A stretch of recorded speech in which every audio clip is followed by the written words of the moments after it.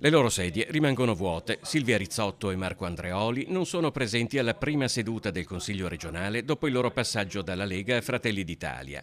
Non sono presenti fisicamente, ma lo sono eccome nei pensieri e nelle parole di chi oggi è in aula, perché il loro è un passaggio tutt'altro che indolore tra i due partiti alleati al governo del Veneto. Io credo che i cambi di casacca non facciano bene né a chi li fa, né insomma a vedere che c'è una campagna acquisti, non credo che faccia porti gran bene a nessuno. Penso che questo sia un ciclo normale, poi saranno gli elettori a decidere se ripagare e votare le persone che hanno fatto questi cambi oppure fare scelte diverse. Ad aggravare la situazione è che Rizzotto e Andreoli non sono semplici consiglieri regionali, ma anche presidenti rispettivamente della seconda e terza commissione consiliare. Oggi ho inoltrato quella che è stata la nostra richiesta, rimettano il proprio mandato e quindi si dimettano, visto che sono stati nominati ed eletti grazie proprio ai voti della Lega. Quando rientreranno, visto che erano già state programmate delle ferie per la Rizzotto e un impegno per il consigliere Andreoli, ci sarà l'occasione per confrontarsi su questo. È un caso secondo lei che di tanti consiglieri siano passati a Fratelli d'Italia proprio due presidenti di commissione? Credo che questa sia una semplice coincidenza. Nella politica non c'è mai nulla di casuale, quindi non credo affatto.